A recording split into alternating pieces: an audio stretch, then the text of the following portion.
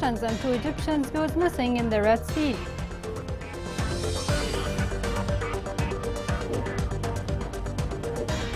The International Crisis Group says Houthi stubbornness undermines any peace deal in Yemen. Years of conflict cause devastating impact on Yemeni children's mental health.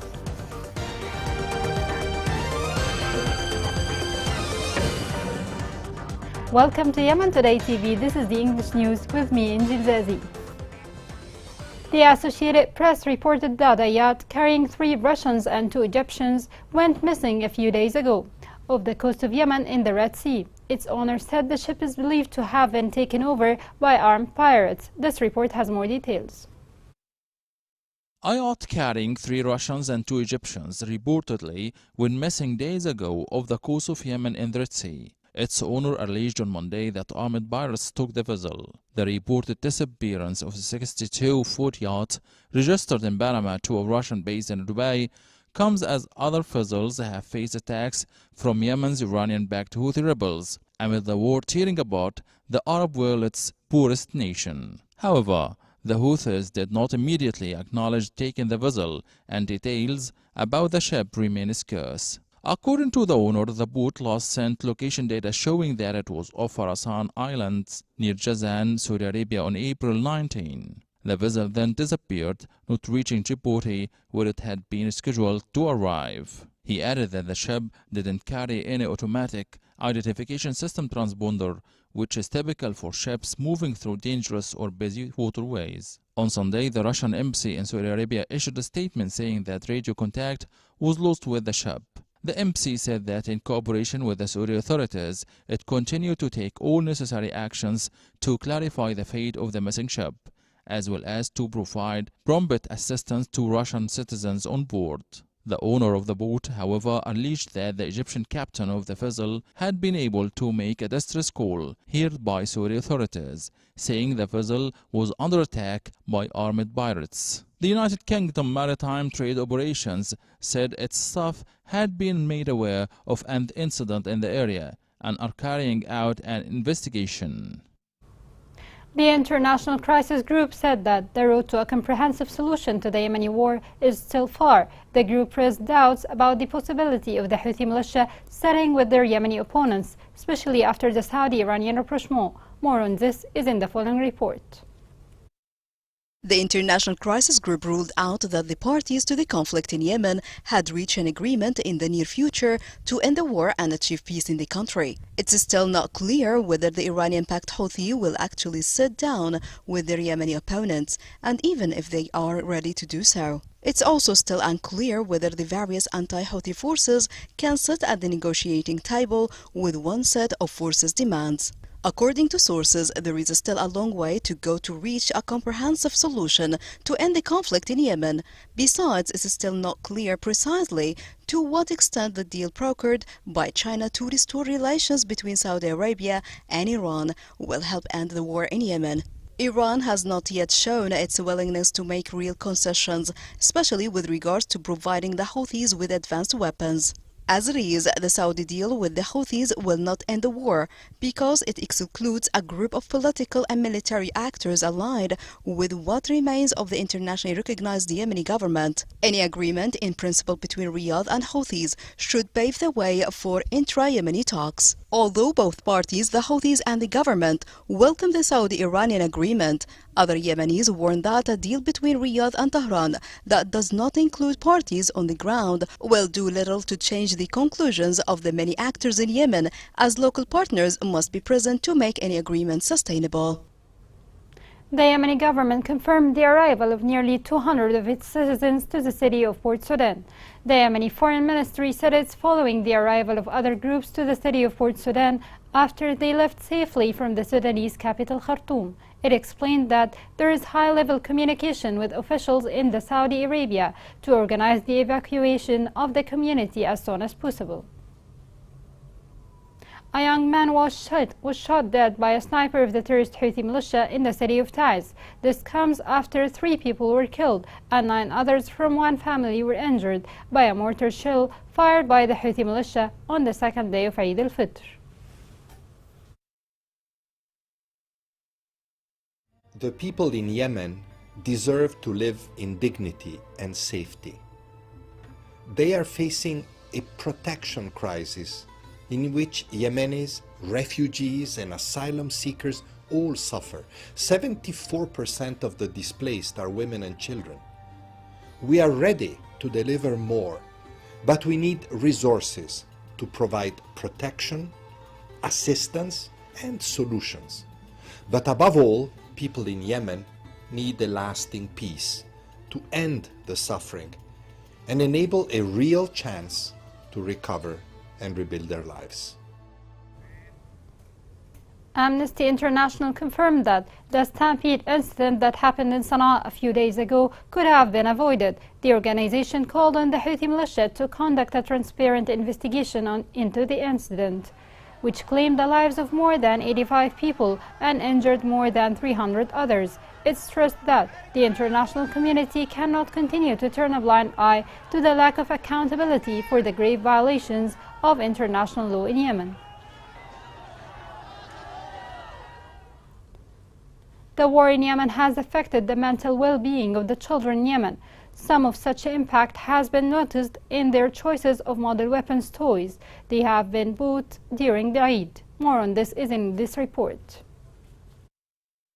With the dawn of Eid, many children now hold onto toys of different calibers and functions. In the Sana'a camp, located west of Ma'rib, young boys have chosen to play with toy snipers to mimic sights they observe on a daily basis. For many parents and specialists, this is a concerning phenomenon, as they fear what is now a harmless game might be a pipeline for something more grave. The war has severely influenced the way children play and engage with the environment. They are now carrying sniper rifles to emulate soldiers and mimic acts seen in battles. This phenomenon is known in psychology as learned behavior. We hope for the war's cessation so these children can resume life as normal. With unceasing battles erupting on the outskirts of displacement camps, gunfire and shells are an unflagging melody, instilling fear in the hearts of children with every note. The displaced child, Basim Sami, states that to cope with the terror pervading his surroundings, he holds his rifle close to safeguard himself. We bought these rifles to play with our friends and simulate a battlefield. These are scenes we witness on TV and hear in everyday life, and they have embedded themselves in our minds. We like to pretend that we are sniping Houthis from a distance. In the future, we will find jobs as doctors. While engaging in a seemingly harmless pastime might not correlate to eventually joining troop ranks, the fact remains that child soldiers have been involved in Yemen's war for years. To prevent this pastime from turning into a terrifying reality, parents must keep an eye on their children's mental health and be on the lookout for any changes. The terrors of war, economic downfall, and the crumbling healthcare infrastructure are a culmination of the challenges faced by the young Yemeni children. Coming next in the news.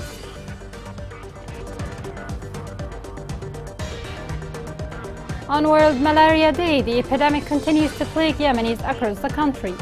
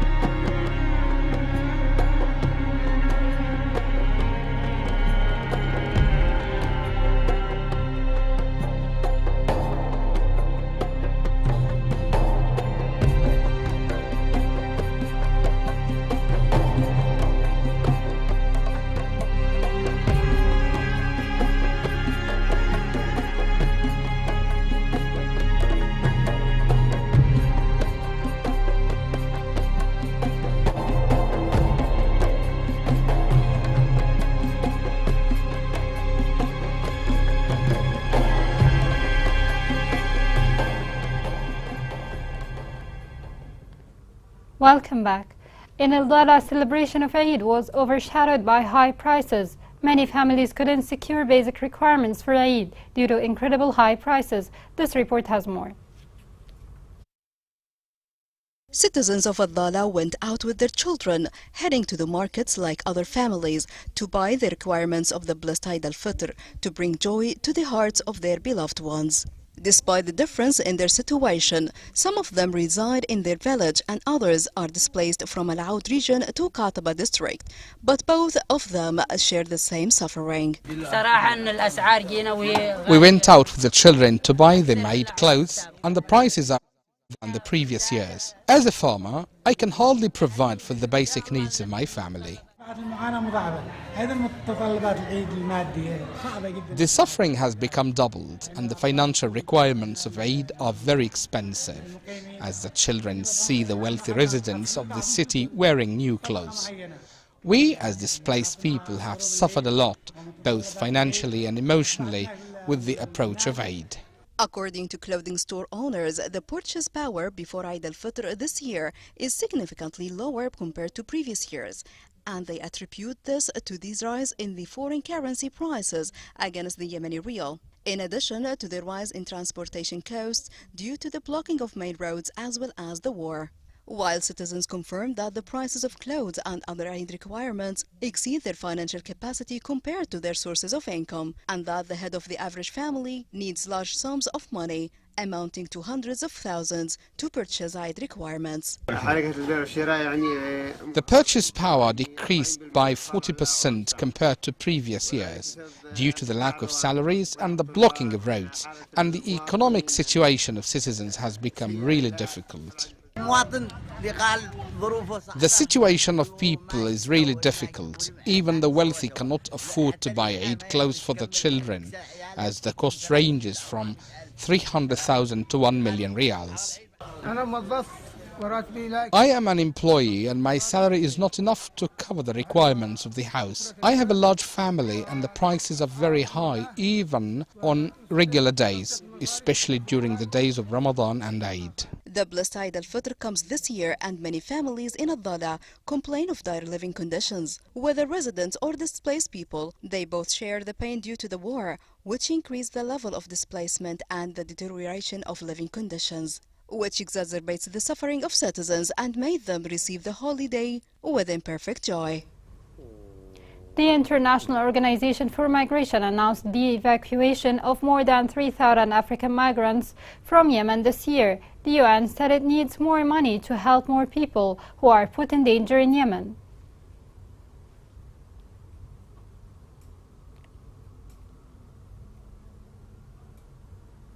An elderly woman died due to negligence in a hospital in Sana'a.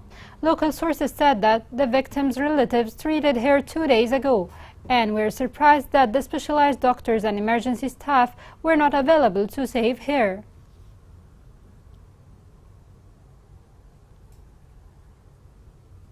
On World Malaria Day, the epidemic continues to claim thousands of lives in Yemen, according to World Health Organization. This report has more on this.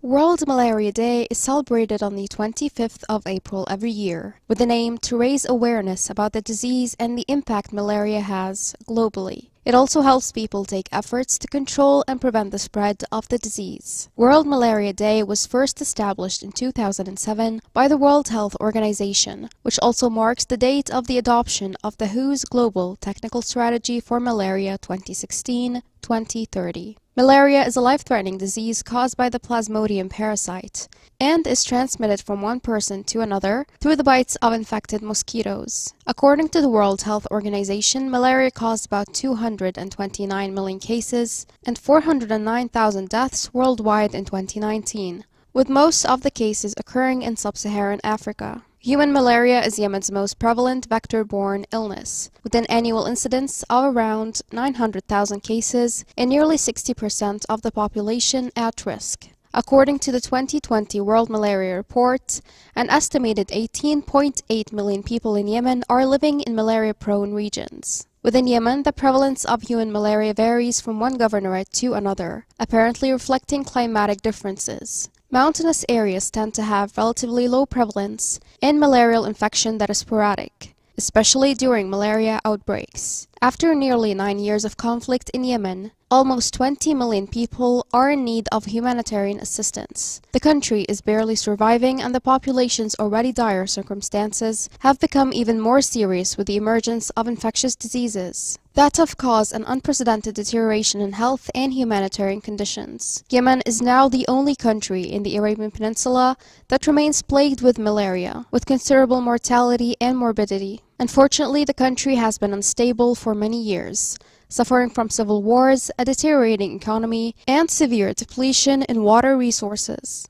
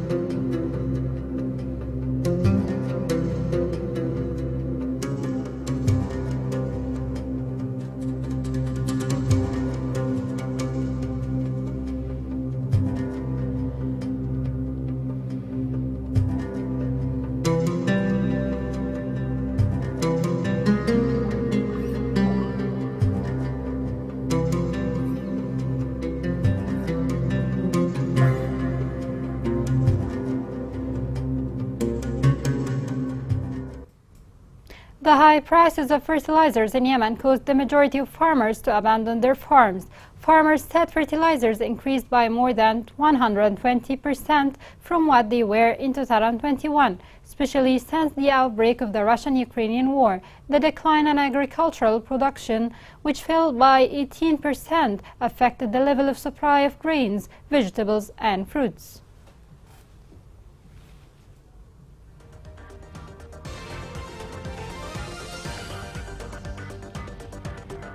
Here's a reminder of the main headlines. A yacht carrying 3 Russians and 2 Egyptians goes missing in the Red Sea.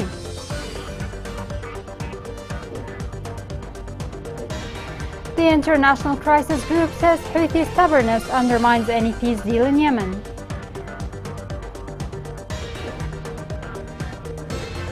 Years of conflict cause devastating impact on Yemeni children's mental health.